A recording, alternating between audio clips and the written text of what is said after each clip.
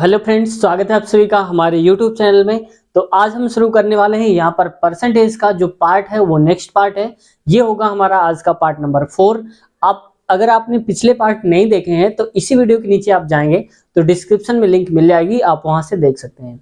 तो जैसे फ्रेंड्स मैंने बताया था कि जितने भी हम पार्ट बढ़ाते जाएंगे यानी कि पार्ट 1 2 3 4 तो उसका लेवल भी हम उसी हिसाब से क्वेश्चन का बढ़ाते जाएंगे। और जितने भी क्वेश्चन हम ले रहे हैं या पिछले वीडियो में भी लिया है तो किसी न किसी एग्जाम में वो क्वेश्चन पूछे गए हैं, उन क्वेश्चन को हम लेते हैं। तो फ्रेंड्स शुरुआत करते हैं आज की इस वीडियो की। और हाँ, आप सबने इतना सपोर्ट किया जो पिछले पार्ट थे, आप सबका बहुत बहुत धन्यवाद। और चैनल पे अगर नए हैं अब तक सब्सक्राइब नहीं किया तो आपसे रिक्वेस्ट है सब्सक्राइब जरूर कर लें और हमारा हौसला बढ़ाएं इस छोटे से यूट्यूब चैनल का। शुरुआत करते हैं आज की इस वीडियो की। यहाँ देखिए, अब देखो इसमें क्या करा है, किसी परीक्षा में ए को 49% अंक मिले, यानी कि ए नाम का कोई रहा होगा विद्यार्थी, उसको 49% अंक मिले, जबकि 294 अंक पाए थे, यानी कि उसको 49% मिले लेकिन नंबर भी कितने मिले, इतने नंबर मिले। बी को, यानी कि एक दूसरा विद्यार्थी भी है, बी को कितने परसेंट अंक मिले, जबकि 372 अंक मिले थे। यानी कि जो बी विद्यार्थी है उसका नंबर तो दे दिए, उसका परसेंटेज हमें बताना है, जबकि इसका परसेंटेज और नंबर दोनों दे दिया है। तो देखो घबराना नहीं है, परीक्षा सेम थी तो पूर्णांक भी सेम होगा।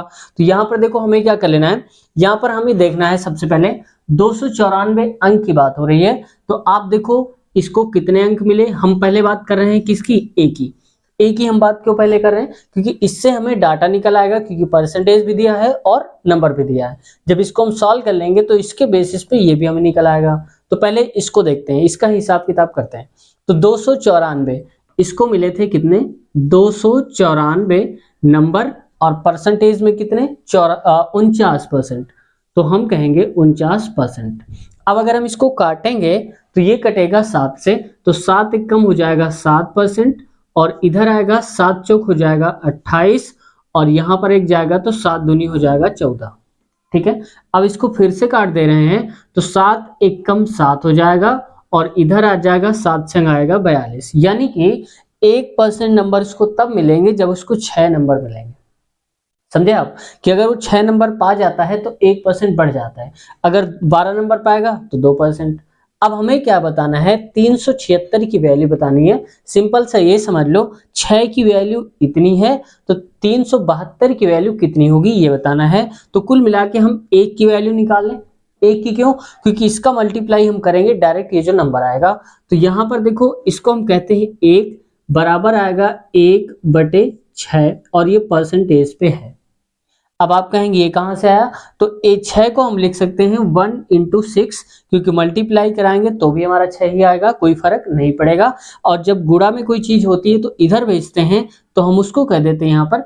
और जो मैंने यहाँ पर डैश डैश लगाए हैं तो आप इसको इक्वल भी कर सकते हैं, बात वही है, मैंने समझाने के लिए बोल दिया, क्योंकि यहाँ पर एकेडमिक नहीं, हमें कंपटीशन की तैयारी करनी है, तो यहाँ पर कोई साइन माइन नहीं देखेगा, हमारा आंसर आना चाहिए, हमारा मतलब आंसर से है, तो इसलिए मैंने इन पर ध्यान नहीं दिया। ठीक है, तो मैंने डैश ही लगाकर काम चला लिया है। तो देखो यहाँ पर 1 की वैल्यू है इतनी, तो इतनी की वैल्यू हो जाएगी। तो एक काम करो, आप 372 गुणे 1 कर दो, एक ये वाला और 372 का गुणा। 372 यहाँ पर गुणा करा है तो इधर भी तो 372 का गुणा करेंगे, तो मतलब हो जाएगा 1/6 गुणे 372। ये बात समझ में आ गई। अब इधर से हमें कोई मतलब नहीं, हमारा आंसर यहाँ आएगा, क्योंकि परसेंटेज बताना है। काटो इसको 6 से, तो 6 छरंग 36 हो जाएगा, 6 लिखेंगे, और यहाँ पर आएगा 6 दूनी 12, यानी कि 62%। ये माइनस नहीं है, ये डैश है। ठीक है, ये 372 की वैल्यू है, आप समझ जाना 372, यही वाला 372 है। तो हमारा आंसर राइट क्या आ जाएगा, 62%। यानी कि जो बी को अंक मिले थे वो 62% मिले थे, उसको नंबर के हिसाब से अगर कहेंगे तो 372 नंबर मिले थे। ठीक है, नंबर 372 लेकिन परसेंट में 62% मिले थे।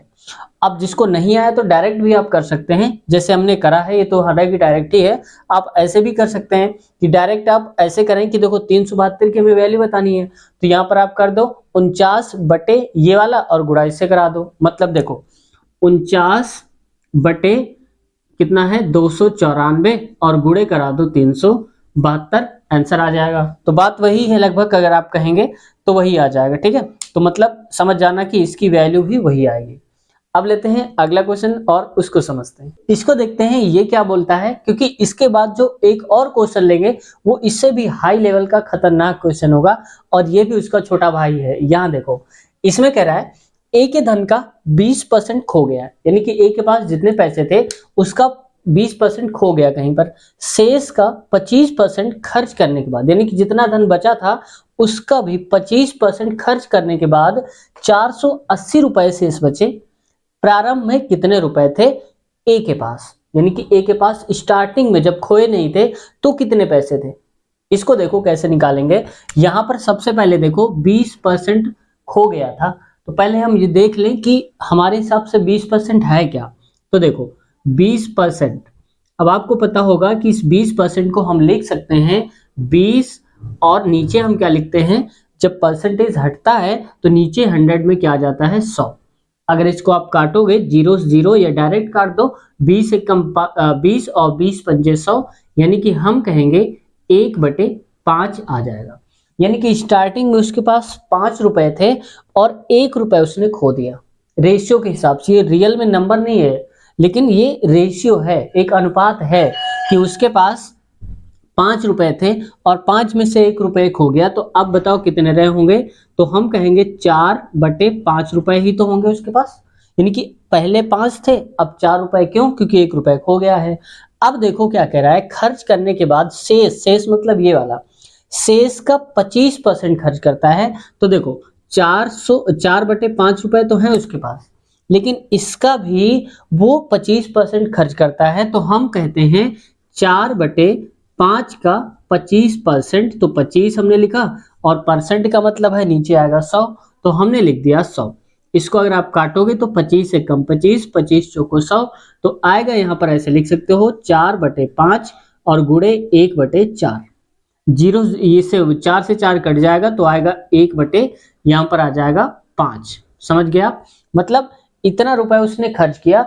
अब स्टार्टिंग में इतना बचा उसके पास, तो इसका शेष तो इतना बचा था, शेष का 25% खर्च कर दिया, मतलब इतना था शेष, उसका 25% खर्च कर दिया। तो इसमें से ये खर्च कर दिया उसने 1/5। तो नीचे जब सेम होते हैं नंबर तो हम ऊपर वालों को डायरेक्ट लिख देते हैं, यानी कि 4 माइनस लगा दो और 1 है और नीचे आ जाएगा 5, तो हम कहेंगे 3/5। अब इतना अगर आपने कर लिया तो आंसर आपका आ जाएगा। ये जो हमने बताया है ये लाइन आपको नहीं लिखनी है, क्योंकि डायरेक्ट आपको पता होना चाहिए कि बी नीचे 100 लगा लेते हैं, और अगर नहीं भी पता है तो फटाक से नीचे 100 लिखकर काट पीट के बराबर कर दिया करो, वो भी आ जाएगा। लेकिन जितना आप प्रैक्टिस करोगे आसानी से आप कर पाओगे, समझाने के लिए मैंने बोल दिया। अब रियल में 3/5 है, यानी कि खर्च करने के बाद 25% भी अगर खर्च कर देगा तो शेष पैसे उसके पास इतने बचते हैं। तो हमारे हिसाब से पैसे बचते हैं कितने, मैं इसको यहाँ लिख देता हूँ 3/5। आप कंफ्यूज नहीं होना, इसको ऐसे लिख दिया है, ठीक है। अब ये वाला जो है इसको हम यहाँ पर ले गए हैं, तो 3/5 हमारे हिसाब से बचता है और क्वेश्चन के हिसाब से कितना बचता है 480, तो हम कहेंगे 480, ठीक है। अब इसको अगर आप काटोगे तो एक काम करो, 3 और 480 गुणे 5 ये हो जाएगा। अब 3 से इसको काट दो, हमें 1 की वैल्यू चाहिए, 1 का मतलब 1 आ जाएगा तो हमारा आंसर आ जाएगा। तो इससे काटेंगे 3 से, तो 3 एकम 3 हो जाएगा इधर वाला ये, और 3 एकम 3, 3 छंग 18 हो जाएगा और गुणे आ जाएगा 5। अब आगे 1 की वैल्यू आ जाएगी 16 पंचे 80, तो हम लिखेंगे 80 और 1 जीरो ये है तो 800 रुपए, यानी कि उसके पास स्टार्टिंग में कितने रुपए थे 800 रुपए थे। इसको आप कम समय में कैसे कर सकते हैं, अगर आपके पास ऑप्शंस दिए होते तो आप ऑप्शन का यूज करके भी कर सकते थे। जैसे 800 रुपए दिया है तो 800 का 20% हटा दो, जैसे मान लो मैं एक कह देता हूँ, ये तो आंसर आ गया। दूसरा बता रहा हूँ कि ऑप्शन से आप कैसे करेंगे। जैसे देखो 800 रुपए दिया है, 800 रुपए का 20% खो गया, तो 20% पहले निकाल के खुआ दो, तो 20/100 हो जाएगा, 0 0 कट गया पूरा, तो 8 दूनी 16, यानी कि 160 रुपए उसके खो गए। तो 800 रुपए में 160 रुपए हटा दो तो कितना बचेगा, लगभग ये मान लो 700, यानी कि 640 बचेगा, शायद 640 ही बचेगा, तो 640 आ गया। अब 640 में कह रहा है इसका 25% खर्च कर दिया हमने, तो 25% खर्च करने का मतलब 1/4 खर्च कर दिया, तो 1/4 फिर, यानी कि 640 तो रहेगा, इसमें इसका निकाल दो, तो 4 एकम 4, 4 4 एक कम 4 और 4 छिंग 24, 160 रुपए फिर से आ जाएगा। तो 160 रुपए इससे हटा दो, तो हम कहेंगे 160 रुपए हटा दिया तो 14 6 गए 8 बचा, और यहाँ पर आएगा एक 5 में से एक गया तो 480, और देखो 480 बच रहा है, यहाँ पर भी 480 बच रहा था, मतलब सेम सेम आ रहा है। इसका मतलब हमारा जो 800 वाला ऑप्शन लिया होगा वो सही होगा। ऐसे भी कर सकते हैं। इसमें क्या है कि आपको अलग अलग जो ऑप्शंस दिए होंगे सबको एक बार चेक करना पड़ेगा, और इससे क्या है कि आप एक ही बार में डायरेक्ट आंसर निकाल पाएंगे। जो भी आपको ठीक लगे आप कर सकते हैं। अब इससे भी खतरनाक क्वेश्चन अगला देखते हैं। हेलो फ्रेंड्स, देखते हैं अगला क्वेश्चन। देखो ये क्वेश्चन क्या बोल रहा है, इसमें कह रहा है यहाँ पर कि चीनी के मूल्य में 10% की कमी होने पर 279 रुपए में 6.2 किलो चीनी अधिक मिलती है। चीनी का घटा हुआ मूल्य ज्ञात करना है, यानी कि चीनी का मूल्य जो 10% कम हो गया है, अब क्या रेट चल रहा है चीनी का, ये बताना है। तो देखो जब कभी ऐसा क्वेश्चन आता है तो इसमें हम क्या करते हैं, सबसे पहले देखो यहाँ पर ये निकाल लो कि कितने परसेंट की कमी हुई है। तो आप कहेंगे यहाँ पर हुई है 10% की, और कितने रुपए में अब चीनी मिल रही है। तो देखो इतने रुपए वही है, लेकिन अंतर चीनी का आ गया है क्योंकि रेट कम हो गया। तो आप एक काम करो, जितने रुपए दिया हो उसका इतना परसेंट निकाल दिया करो, यानी कि 10% हम निकालेंगे 279 रुपए का। तो हम लिखेंगे यहाँ पर 279 रुपए का कितना परसेंट, 10%, तो हम कहेंगे 10 और नीचे आता है 100, क्योंकि परसेंटेज हट जाता है तो 100 आएगा। इसको अगर आप काटो पीटोगे तो 0 0 कट जाएगा, तो ये आएगा कुल मिलाकर 27.9। समझ गया आप। तो 27.9 रुपए का अंतर आया है अभी, यानी कि 27.9 रुपए चीनी कम हो गई है। तो अब हम कहेंगे यहाँ पर इतने रुपए का अंतर आया है, लेकिन चीनी में कितने का है, इतने का। तो हम यहां से ये निकाल लेंगे कि चीनी कितने मिल रही है अधिक, 6.2 kg मिल रही है, और कितने रुपए का कमी हुई है, 27.9 रुपए की। तो जब इतने किलो चीनी इतने रुपए में एक्स्ट्रा मिल रही है, तो हम कहेंगे कि 1 किलो चीनी का भाव निकाल लेंगे। तो 1 किलो का मतलब हो जाएगा, यहां से अगर हम सब कुछ हटा दें छोटा करने के लिए, तो ये वही हमने चेंज नहीं करा है। तो यहाँ पर देखो 1 की वैल्यू क्या आएगी, तो 1 की वैल्यू हो जाएगी 27.9, और बटे में इसको नीचे ले जाएंगे तो यहाँ पर आएगा 6.2। अब इसको आप काटेंगे अगर, तो यहाँ पर आ जाएगा, ये कटेगा 31, ये 9 बार में, और ये जाएगा 2 बार में। इसको और आगे अगर ले जाएंगे तो ये आएगा 4.5 और 0 लगा दो, इतने रुपए। यानी कि अब जो चीनी मिल रही है 1 किलो, वो मिल रही 4.5 रुपए, यानी कि 4.5 रुपए किलो मिल रही है इस वक्त। कब, जब 10% कम हो गई है। और यही पूछा जा रहा है चीनी का घटा हुआ मूल्य ज्ञात करना है, तो घटा हुआ मूल्य हमारा ये हो गया। अब देखो इस क्वेश्चन में एक और बात पूछ लेता है, ये कह देता चीनी का बढ़ा हुआ मूल्य क्या, प्रारंभिक मूल्य क्या है, बढ़ा हुआ नहीं प्रारंभिक, यानी कि स्टार्टिंग में जब चीनी का मूल्य कुछ नहीं कम हुआ था तो कितने रुपए मिल रहे थे। तो देखो जब कभी भाई यहाँ तक पूछा जाए तो आंसर हो गया। आगे अगर पूछा जाए तो एक काम करना, 10% बोला जा रहा है तो आप एक काम कर दो 10%, इसको हम लिख सकते हैं यहाँ पर 10/100। इसको अगर हम काटेंगे तो आएगा 1/10, यानी कि 10 रुपए में 1 रुपए की कमी, तो हम कहेंगे 9/10। तो मतलब पहले 10 रुपए की थी, अब कम होने के बाद 9 रुपए की हो गई है। तो हमारे हिसाब से 9 रुपए की, और क्वेश्चन के हिसाब से इतना अभी निकाला ही। तो आप एक काम करेंगे, 9 की वैल्यू हो जाएगी 4.50। ठीक है, ये दशमलव यहाँ पर लगा हुआ है, दशमलव। अब 10 की वैल्यू निकालनी, क्योंकि प्रारंभिक की बात हो रही है, तो 1 को इधर ले जाओ, तो हम कहेंगे 1 बराबर आ जाएगा 4.50/9 आएगा। और 10 की वैल्यू निकालनी है, तो 10 की वैल्यू के लिए 10 से गुणा करा दो, यहाँ पर भी 10 से गुणा करा दो, तो मतलब कितना आएगा, 9 पन्ना 45 हो जाएगा। तो हम कहेंगे 5.0 रुपए। मतलब अब चीनी जो बढ़ी नहीं थी, घटी नहीं थी, पहले का जो रेट था वो 5 रुपए का था, और 10% जब कम हो गया तो रेट हो गया 4.5 रुपए। तो आपको जो भी पूछा जाए आप यहाँ से बता सकते हैं। अगर सिर्फ इतना ही पूछा जाता कि चीनी घटा हुआ मूल्य, तो सिर्फ आंसर हमारा ये आ जाता, आगे बढ़ाता तो ये होता। तो उम्मीद है ये समझ में आया होगा। एक और क्वेश्चन ऐसा ही लेते हैं, फिर देखते हैं, ताकि आपका डाउट और भी क्लियर हो जाए। इस क्वेश्चन में देखो थोड़ा सा चेंज है वैल्यू। आप कैसे करेंगे, यहाँ देखो।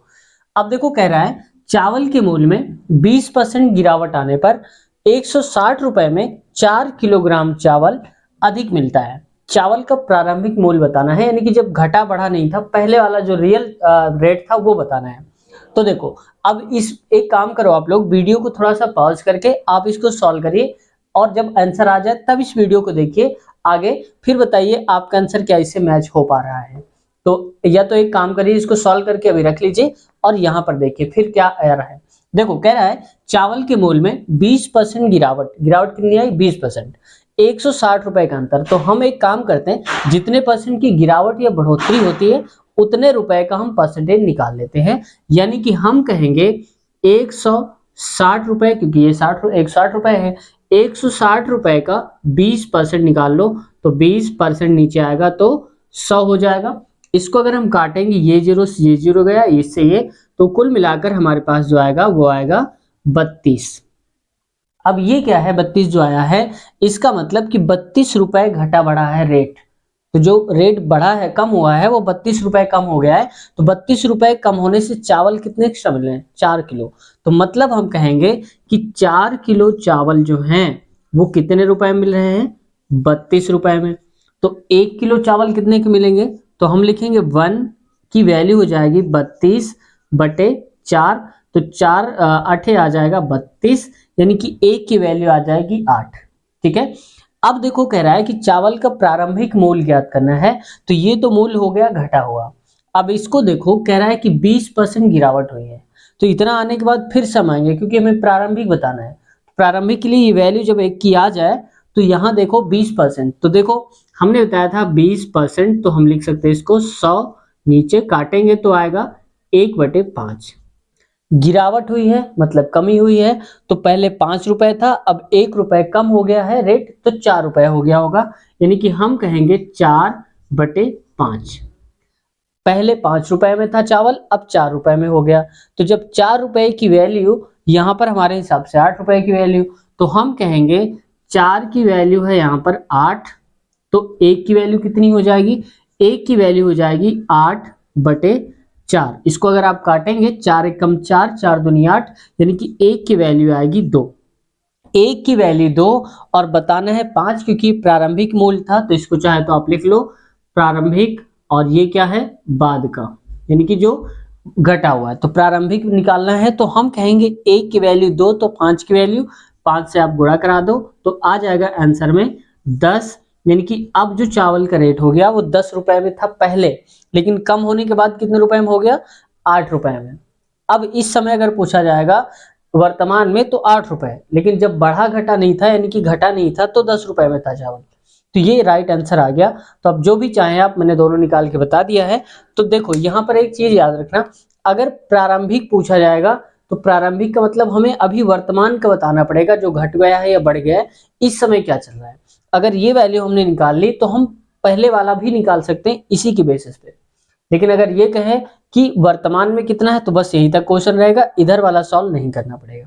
तो अगर आप इसकी प्रैक्टिस करते हैं तो मुश्किल से आप 1 मिनट बहुत ज़्यादा है, उसके लिए 20 से 25 सेकंड में ही ये क्वेश्चन कर लेंगे। और बहुत सारे कैंडिडेट जो होते हैं इस क्वेश्चन को छोड़ देते हैं, करते नहीं है, क्योंकि कहते हैं ये क्वेश्चन नहीं आएगा और आगे बढ़ जाते हैं। तो आपको ये सीखना है जो कि छोड़ना नहीं है।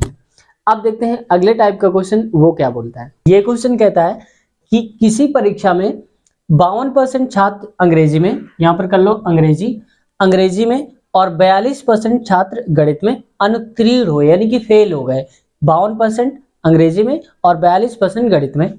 यदि 17% दोनों विषयों में अनुत्तीर्ण हुए, यानी कि दोनों विषय अंग्रेजी में भी और गणित में भी 17% बच्चे दोनों फेल हो गए, तो कितने प्रतिशत दोनों विषयों में उत्तीर्ण हुए। बताना यह है कि दोनों विषयों में, यानी कि अंग्रेजी और गणित में कितने, फिर पास कितने हुए, फेल तो इतने हो गए, पास कितने हुए। तो देखो जब कभी ये क्वेश्चन आता है इसको दो टाइप से करेंगे।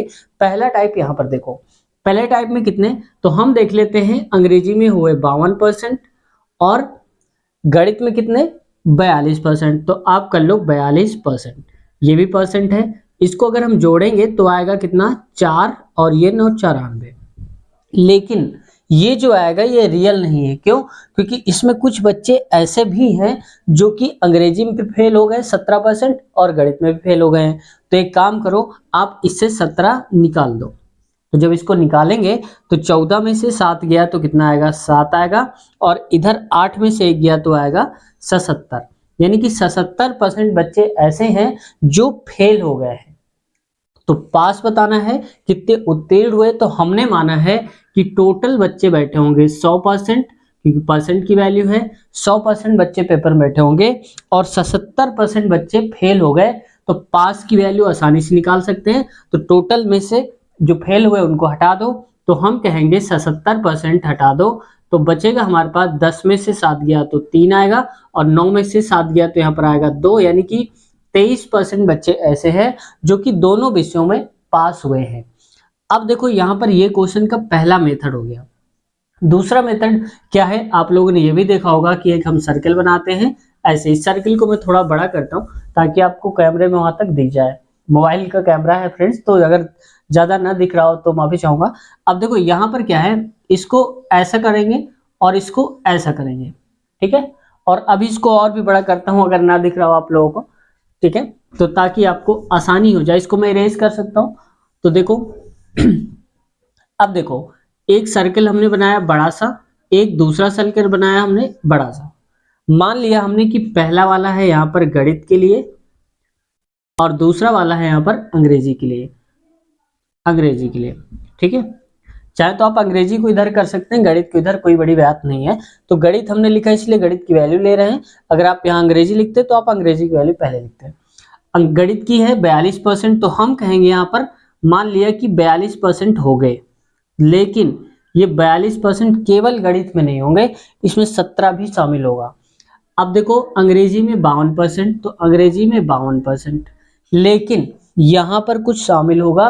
तो जब इसमें हम लिखते हैं केवल, अगर हम अंग्रेजी का निकालेंगे तो यहाँ पर 17 हटा कर करेंगे, यानी कि जब यहाँ पर 17%, तो ये पास है ना, दोनों में फेल है, हम फेल का ग्राफ बना रहे हैं, दोनों पर में 17% फेल है, अंग्रेजी में भी और गणित में भी। तो यहाँ पर जब 17 जो है, ये 52 जो लिखा हुआ है, इसी के अंदर 52 के अंदर ही ये 17 है।